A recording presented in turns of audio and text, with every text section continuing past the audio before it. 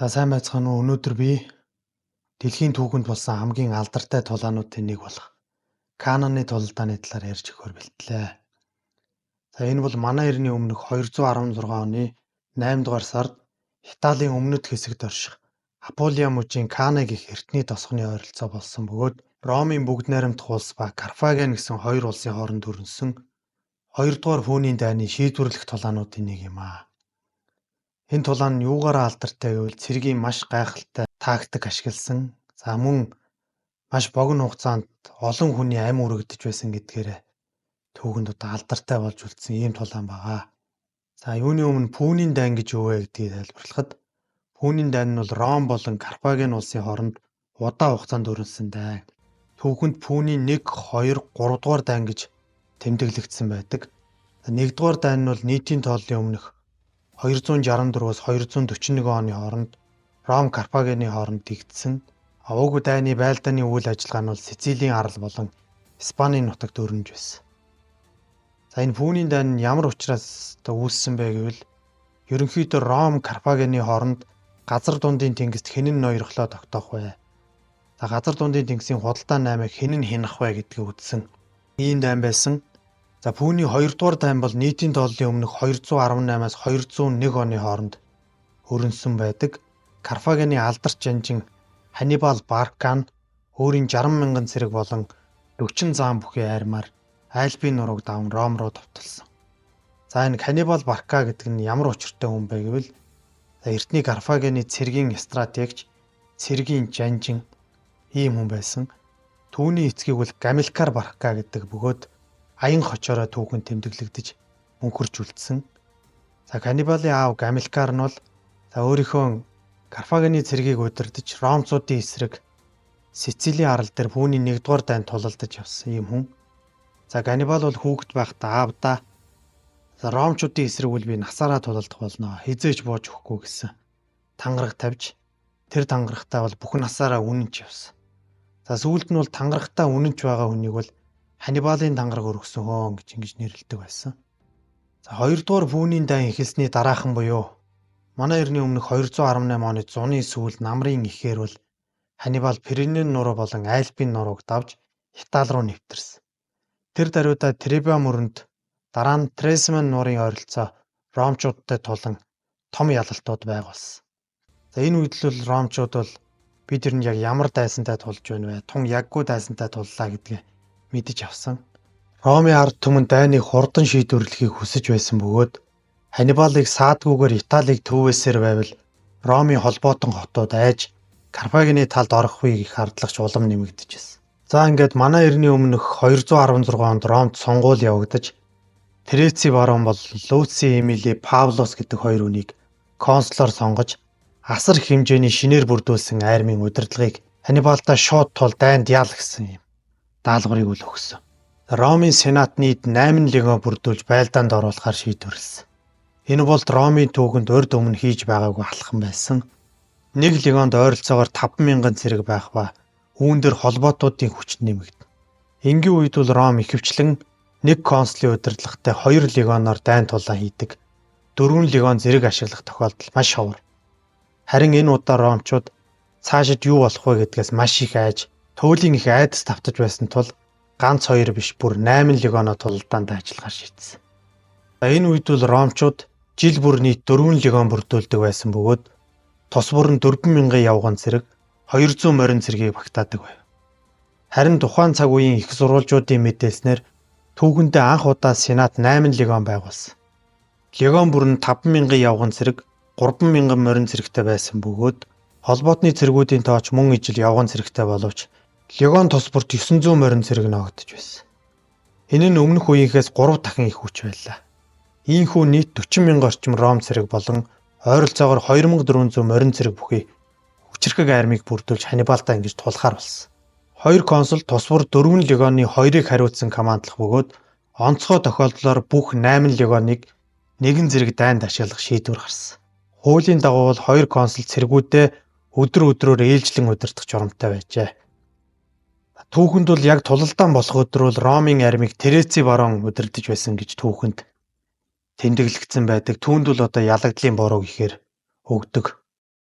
Манай эртний өмнөх 216 оны хавар Ханнибалын арим Апулын тэгш талд орших Канад дахь Ромын гол хүнсний агуулгыг эзэлж авсан. Энэ нь ромчуудын хангалт авах чухал шугамыг тасалсан төдийгүй тэдний сэтгэл зүйд хүчтэй нөлөө үзүүлсэн байна.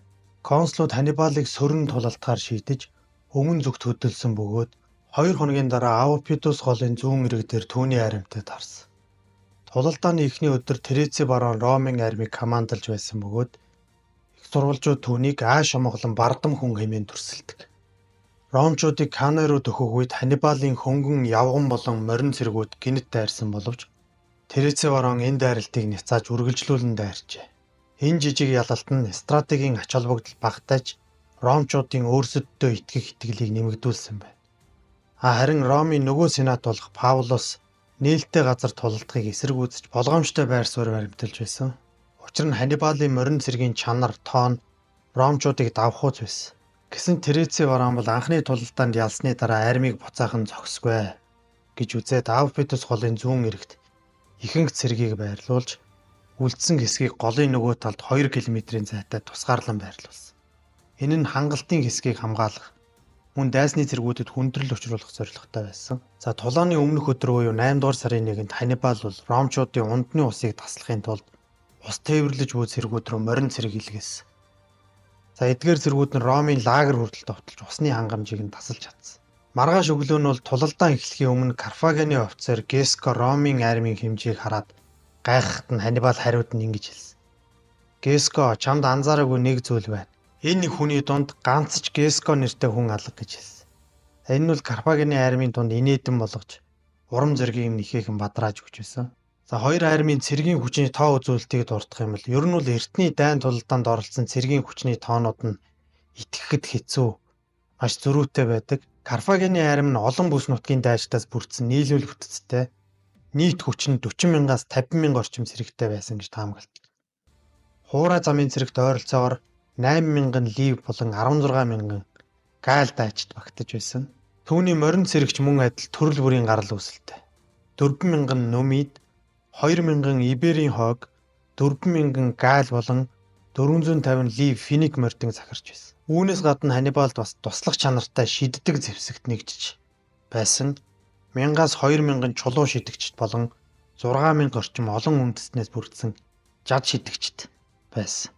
Энэ олон хүмүүс Карфагены армийн дор нэгдсэн нь бол гарал үүслээс үл хамааран Ханнибалтай байгуулсан холбоо үнэнч байдал байсан. Цэргийн зэвсэглэл тоноглолын хувьд бол Ромын цэргүүд тухайн үеийн нийтлэг зэвсэглэлтэй байсан. Хүнд жад, сүүгчин жад зэрэг зэвсгийг хэрэглэж уламжилт хүрэлт болох биеийн хуйг том бомбаагаар өөрсдийгөө хамгаалдаг. Харин Карфагены арми нь олон үндэстэн бүс нутгийн ялгаатай дайчдаас бүрдсэн тул зэвсэг тоноглол нь нэлээд янз бүр байсан. Иберийн дайчид бол мөрийн эрттэй илд, бусд нь шулуун жад олон төрөл зэвсэглэл хэрэглэдэг байсан. Испаний бүс нутгаас ирсэн дайчид хамгаалалтын зорилгоор том 100 хэлбэртэй бамбаа авч явдаг. Гаали явган дайчдын хувьд олонх нь бамбаагаас өөр хамгаалах хэрэгсэлгүй байсан бол тэдний нийтлэг зэвсэг нь урт сэлэн байжээ. Номидын морин цэргүүд маш хөнгөн зэвсэглэлтэй байсан ба тэд морио эмээл жолоогүй унаж хуйг өмсдөггүй, зөвхөн жижиг бамбаа, жад, хутга эсвэл урт сэлэм авч явдаг байв. Үүний эсрэгээр Иберийн хогийн хүнд морин цэргүүд дугуй бамбаа, сэлэм, жад, сүүгчин жад зэргийг хэрэглэдэг байсан. Гаали морин цэргүүд 4 ивэрт эмээл хэрэглэж чинээлэг нь гүйлгэн хуйг өмсдөг байжээ. Хөнгөн явган цэргийн хувьд бол харин чулуу шидэгч болон жад авч явдаг байсан. Чулуу шидэгчт нь оновчтой шидэл дээрээ нэлээд алдартай байсан. Зарим нь жижиг бамбаа эсвэл гарынхаа ард энгийн арьсан хамгаалалттай байж болох. Энэ бас тийм ч тодорхой бос. Харин Карфагены захирагч Ханнибал бол өөрөө Ромын олон жанжны адилаар хүрлээр хийсэн булчин дүрсэлсэн хуйг өмсдөг байсан. Энэ үеийн Ромын армийн нийтлэг байрлал нь явган цэргийг төвд, морин цэргийг 2 жигүүрт байршуулдаг байсан. Энэ тулаанд ч ромчууд энэхүү уламжлалаа дагсан ч явган цэргийн фронтыг өргөсгөхийн оронд нэг дорн төвлөрүүлэх тийм арга хэрэгэлсэн. Энэ нь бол Ханнибалын төв шугамыг богино хугацаанд нэвтлэх зорилготой байсан. Тереци бараа өмнө нь Требагийн тулалдаанд Ромын цэрэг Ханнибалын төвийг сэтэлж чадсан гэдгийг мэдэж байсан учраас өөрөө ч тийм тактик ашиглая гэж ингэж бодож байсан. Хэдийгээр Ромын арим хүн хүчээр Карфагеныг давж байсан ч нэг дороо төвлөрсөн байрлалаас үүдэн Ромын фронтын өргөн нь Карфагенчуудынхтай бараг адил хэмжээтэй болж хувирсан. Ромын нийтлэг байлдааны арга бол төв хэсэгт байршсан явган цэргийг ашиглан дарамт үзүүлснээр эсрэг талын шугамыг нэвтлэх явдал байв. Гэсэн ч төвийн фронтыг хоёр консулын аль нь ч удирдаагүй бөгөөд түүнийг Гименус Сервилиус гэдэг хүн хариуцаж тулалдсан. Харин жигүүрүүдийг консулууд удирдаж, зүүн жигүүрийг Треци барон жигүүрийг Паулос удирдаж байж. Ханнибал бол ромчууд хэрхэн тулалдгийг маш сайн мэдэж байсан тул хүн хүчээр дутуу армаа стратегийн хувьд тараан байрлуулж тактикийн ялалт байгуулахыг зорж байсан.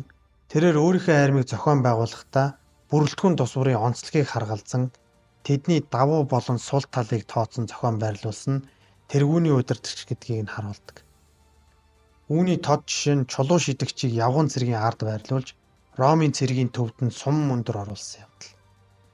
Ханнибал армийнхаа төвд Иберийн хойгийн болон Галын цэргүүдийг ээлжилж байрлуулсан бөгөөд урд шугамын яг голд Ханнибал өөрөө байрлаж байсан. Эртний Ромын сурвалжуудад бол эдгээр цэргүүдийг хамгийн найдваргүй золиослох боломжтой хүч гэж тэмдэглэсэн байдаг ч орчин үеийн судлаачид эсэргээрээ үздэг. Тэдгээрийг байлдааны туршлагатай хатсуулсан цэргүүд байсан гэж үздэг. Учир нь бол тэднэр тактикийн ухралтыг гүйцэтгүүлж Ромын армийг бүсэлж авах ийм төлөвлөгөөг боловсруулж байсан. Ханнибалын дүү болох Хасдрубал Карфагены армийн зүүн жигүүр буюу Авпид голын орчимд Испани болон Галийн морин цэргийг удирдсан. Энэ жигүүрийг голын хажууд байршуулснаар Ромын олон тооны морин цэрэг давхарлсан хүрээ үүсгэх боломж хязгаарлаж байжээ. Хасдрубалын мэдэл буюу зүүн жигүүрт 6000-аас 7000 морин цэрэг байсан бол баруун жигүүрт нь 3000-аас 4000 морин цэрэг байжээ. Ханнибалын энэхүү морин цэргүүдээс бүрдсэн хоёр жигүүрийн зорилго нь Ромын морин цэргийн хүчийг дарж тэднийг тойрон гарч төв хэсэгт давшилт хийж буй явган цэргийг ард талаас нь дайрах явдал. Ийхүү тулаан эхлэхэд бол ромчууд Канаг чиглэсэн толгодын өмнө байрлсан бөгөөд баруун жигүүр нь Авпид голоор хаагдсан тул тэдний зүүн жигүүрэл цорын ганц ухрах боломжтой гарц болж хувирсан. Мөн Карфагены хүчнүүд тактикийн хувьд ромчуудыг зүүн зүг рүү харуулахыг зорж байсан. Ингэснээр нар мандах үед нарны туяа тэдний нүд рүү тусахын зэрэгцээ зүүн өмнөөс үлээх салхи, элс болон тоосыг ромчуудын нүүрлүү хийсэн гэж тооцсон. Ханнибал газар нутгийн байрлал болон өөрийн армийн чадварыг гүнзгий мэдэрч түүний дагуу байршуулалт хийсэн уг тулаанд шийдвэрлэх хүчин зүйл болсон.